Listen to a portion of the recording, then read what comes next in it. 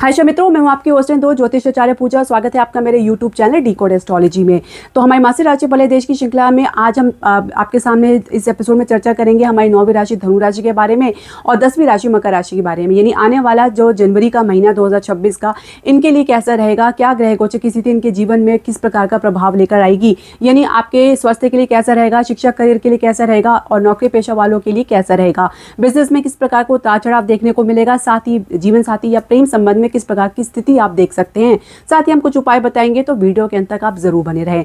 तो 9वीं राशि धनु राशि के बारे में यदि हम चर्चा करें तो जो शुरुआत जनवरी के महीने में आप अपनी जन्म राशि लगन के अनुसार देख सकते हैं, ग्रह गोचर की इस प्रकार बनने जा रही है।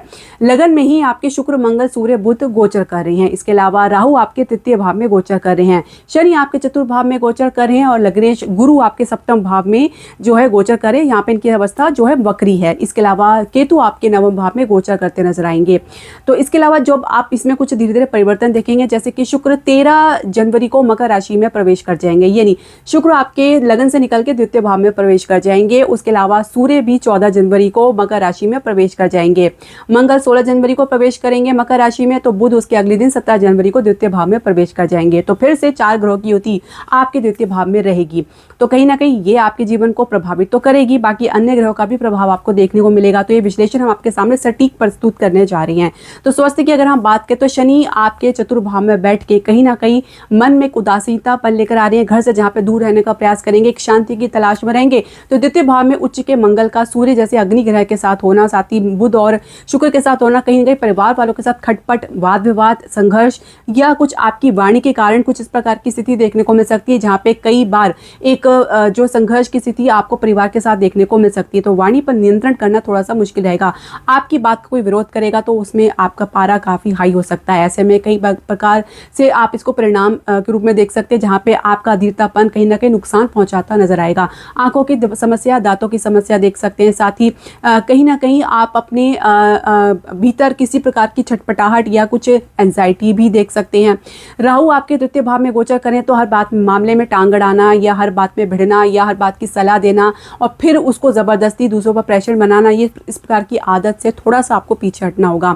ध्यान मेडिटेशन में अपना समय बिताएं और हो सके तो मन को शांत रखें। शिक्षा करियर की बात करेंगे, पंचम भाव के स्वामी पहले लगन में, उसके बाद द्वितीय भाव में। तो कहीं ना कहीं आप अपनी शिक्षा को लेकर बहुत ज्यादा संजीदा या गंभीरता तो दिखाएंगे, लेकिन कहीं ना कहीं कुछ गड़बड़ी भी देखी जा सकती है, जिसमें आप कुछ लापरवाही भी कर सकते हैं। जरूरत से ज्यादा एनर्जी भी कभी कभी आपके विपरीत कार्य करती है और जिसकी वजह से कुछ नुकसान उठाना पड़ सकता है। धैर्य रहें और ग्राउंडेड रहें। स्पोर्ट्स वगैरह में, दूसरी फिजिकल एक्टिविटीज में भी अगर आप अपना करियर आजमाना चाह रहे हैं तो ये समय आपके लिए काफी उत्तम रहेगा, खासकर मध्य जनवरी के बाद का समय। इसके अलावा करियर की शुरुआत करने जा रहे हैं तो कैंपस में आपके लिए जो है परिणाम आपकी संघर्ष मेहनत के अनुसार होगा। हालांकि काफी ज्यादा मेहनत आपको इसमें करनी पड़ सकती है।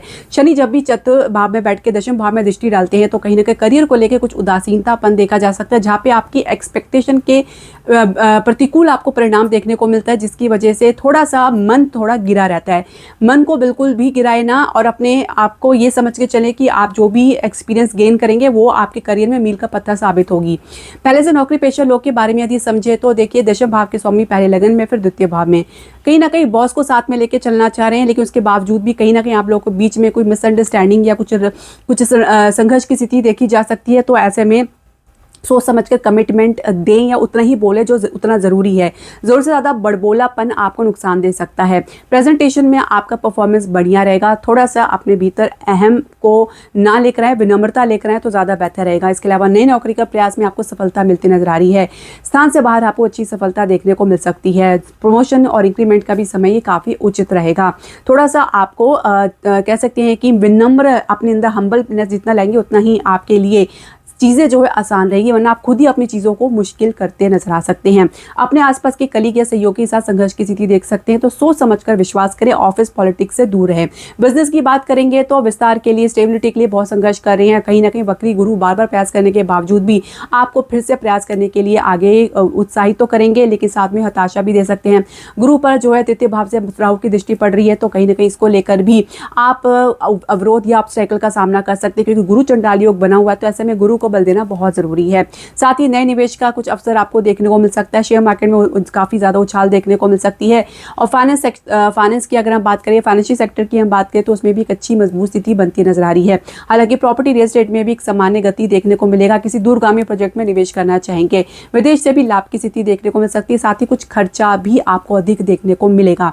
प्रेम संबंध की हम बात करेंगे तो प्रेम संबंध के लिए बहुत ज़्यादा आपके भीतर एक उतावलापन, अधीरतापन देखा जा सकता है। एक बार आपने निर्णय ले लिया है, डिसीजन ले लिया, उसके बाद आप किसी की सुनना पसंद नहीं करेंगे, यानी अपनी कमिटमेंट पर अडिग रहेंगे और जो सोचा है, जो चाह रहे हैं वही करना चाहेंगे। जिसके साथ आपका मन लगा हुआ है उसी को अपना जीवन साथी बनाने का भरसक प्रयास करते नजर आएंगे, लेकिन रास्ता इतना आसान नहीं है। वक्री ग्रह कहीं ना कहीं आपके सप्तम भाव में मामले को आगे टालते नजर आएंगे। विवाह संबंध बनने में थोड़ा समय लग सकता है और कई बार प्रयास करने पड़ सकते हैं। इसके अलावा अगर जीवन साथी के संबंध की बात करें तो आप लोगों के बीच में एक अच्छी मजबूत बॉन्डिंग देखी जा सकती है। हाँ, जीवन साथी थोड़ा सा आपके साथ अलाइनमेंट बनाने में थोड़ा पीछे रह सकते हैं, तो कहीं ना कहीं आपको सहयोग के लिए आगे आना पड़ सकता है। जरूर से ज्यादा दबाव बनाना आपके लिए अच्छा नहीं होगा।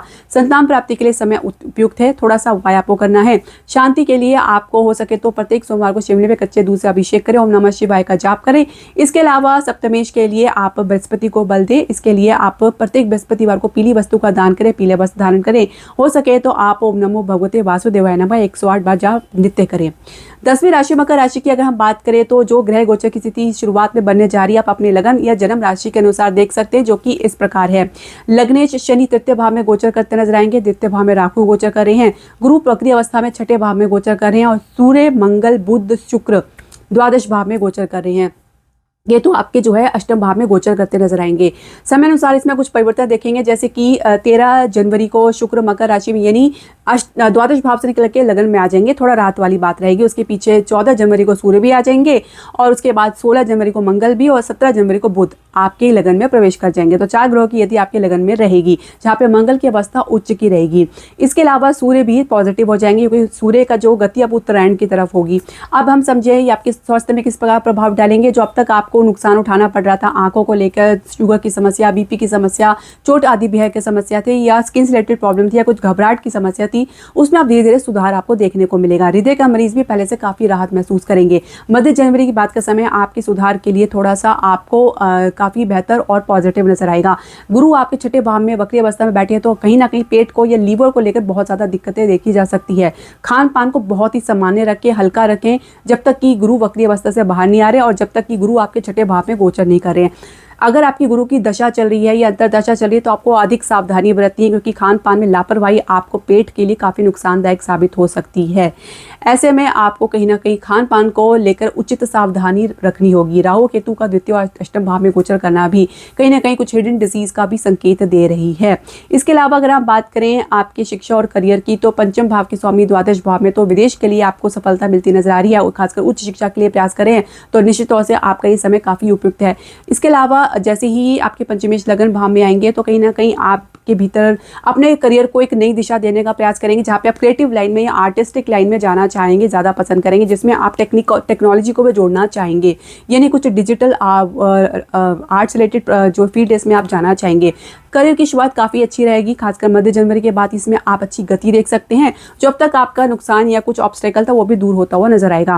पहले से नौकरी पेशा लोग हैं उनके लिए कैसा रहेगा आप समझे तो दशम भाव के स्वामी जो पहले द्वादश भाव में, उसके बाद मध्य जनवरी के बाद जो समय है उसमें आप देखेंगे कि आपका रुके हुए काम पुनः शुरू होंगे या उसमें कुछ गति आपको देखने को मिलेगी या उसकी पूर्ति आप देखेंगे, या एक प्रकार से कह सकते हैं सफलता मिलती नजर आ रही है। इसके अलावा अब तक जो आपके काम में जो भी नुक्स निकला था या कुछ आइडियाज़ में कमी थी या कुछ डिसीजन मेकिंग में कुछ कमी रह गई थी, उसमें भी आपको सुधार देखने को मिलेगा। ये आपके लिए समय जो है मध्य जनवरी के बाद है, थोड़ा तब तक संभल के रहें और अपने भीतर एक धैर्य लेकर चलें। इसके अलावा अगर हम समझे तो आप नई नौकरी के लिए प्रयास कर रहे हैं तो प्रयास आपको कई बार करने पड़ सकते हैं। कई बार ऐसा हो सकता है कि किसी छोटी छोटी चीज़ों से आप चूक सकते हैं और बहुत सी चीज़ें मिस कर सकते हैं। तो ऐसे में हताश निराश होने की आवश्यकता नहीं है, आप पुनः प्रयास करें, आपको सफलता जरूर मिलेगी। बिजनेस की बात करेंगे तो एक फ्लक्चुएशन की स्थिति देखी जा सकती है, जो कि बार बार आपको अपने आइडियाज़ को या अपने निर्णय को बदलने पर मजबूर कर सकती है। कुछ लीगल अड़चन भी देखी जा सकती है जो बाद में सॉर्ट आउट होती नजर आ रही है। हालांकि इसमें पूरी तरीके से आप बाहर निकले में थोड़ा समय लग सकता है। विदेश से शुरुआत में अच्छी सफलता देख सकते हैं। इसके अलावा फाइनेंशियल सेक्टर में भी आपको मध्य जनवरी के बाद मजबूती देखने को मिलेगी। शेयर मार्केट में सोच समझ कर निवेश करें। हालांकि जो स्थिति और सिचुएशन बनेगी आपको काफ़ी मन लुभावनी लुक्रेटिव लग सकती है, जिसमें आप जो है निवेश करने के लिए काफ़ी उत्सुक रहेंगे, लेकिन ऐसे में सावधानी ज़रूर बरतनी है। बैंकिंग सेक्टर मजबूत रहेगा, साथ ही प्रॉपर्टी और रियल एस्टेट का बिजनेस जो है मध्य जनवरी के बाद ही बूम कर पाएगा या इसमें स्टेबिलिटी आपको देखने को मिलेगी। इसके अलावा अगर हम बात करें आपके प्रेम संबंध की, तो प्रेम संबंध में जो भी आपकी दूरी चल रही है, डिस्टेंस चल रहा है, झगड़ा है, वाद विवाद चल रहा है, या कुछ कमी आपको देखने को मिली जो कि धीरे धीरे मध्य जनवरी के बाद से जो है कम होती जाएगी। आप किसी बात को रियलाइज़ कर सकते हैं या कुछ अपनी तरफ से कोशिश करेंगे कि फिर से ये जो है आपके संबंध में बातचीत शुरुआत हो। तो आप मध्य जनवरी के बाद अगर आप प्रयास करें तो बेहतर रहेगा, उससे पहले जल्दबाजी ना करें तो बेहतर रहेगा और किसी प्रकार का दबाव ना बनाए तो बेहतर रहेगा। आप जितना ज़्यादा अपने रिलेशनशिप को ओपन स्पेस देंगे उतना ज़्यादा आप अपने रिलेशनशिप को मजबूती देंगे। इसके अलावा अगर हम समझे तो आप विवाह की चर्चा परिवार के साथ चला सकते हैं और थोड़ा सा आप इसके लिए ज़्यादा कॉन्फिडेंट महसूस नहीं करेंगे। एक प्रकार से कह सकते हैं कि कुछ कम ही कॉन्फिडेंट के साथ आप अपने विवाह की चर्चा परिवार के साथ कर सकते हैं। जीवन साथी के संबंध सामान्य रहेंगे, थोड़ा सा आप लापरवाही करते नजर आ सकते हैं। किसी मुद्दे को लेकर कुछ आप लोगों के बीच में विपरीत सोच रह सकती है। हालांकि आप अपना जो सोच में अडिग रहेंगे और वो चाहेंगे कि आपके जीवन साथी भी इसको स्वीकार करें। संतान प्राप्ति के लिए समय मध्य जनवरी के बाद ही उपयुक्त रहेगा। उपाय क्या करना है आपको, मैंने जैसे बताया कि आपको ओम नमः शिवाय का जाप करना है और सोमवार को शिवलिंग पे कच्चे दूध से अभिषेक करना है, गाय की सेवा करनी है। इसके अलावा हो सके तो किसी गरीब की सेवा प्रत्येक शनिवार को करें। शनिवार को संकल्प विधि के साथ अगर आप सुंदरकांड का पाठ कर सके तो बेहतर रहेगा। ये आपके स्वास्थ्य के लिए, आपके करियर के लिए, आपके बिजनेस के लिए, यहाँ तक कि आपके संबंध के लिए भी बहुत बेहतर रहेगा। तो एक 7 सुंदरकांड शनिवार का सुंदरकांड का पाठ आप संकल्प के साथ करें या 11 शनिवार का, इस प्रकार से आप संकल्प के साथ कर सकते हैं। तो मित्रों, ये जानकारी मैं आशा करती हूँ आपके लिए उपयुक्त रहेगी और साथ ही आपके जो भी प्रश्न, सजेशन या क्वेरी आप हमारे कमेंट बॉक्स में जरूर डालें। इसके अलावा आप हमारे चैनल को लाइक, शेयर, सब्सक्राइब करना बिल्कुल ना भूलें। धन्यवाद। हरे कृष्णा।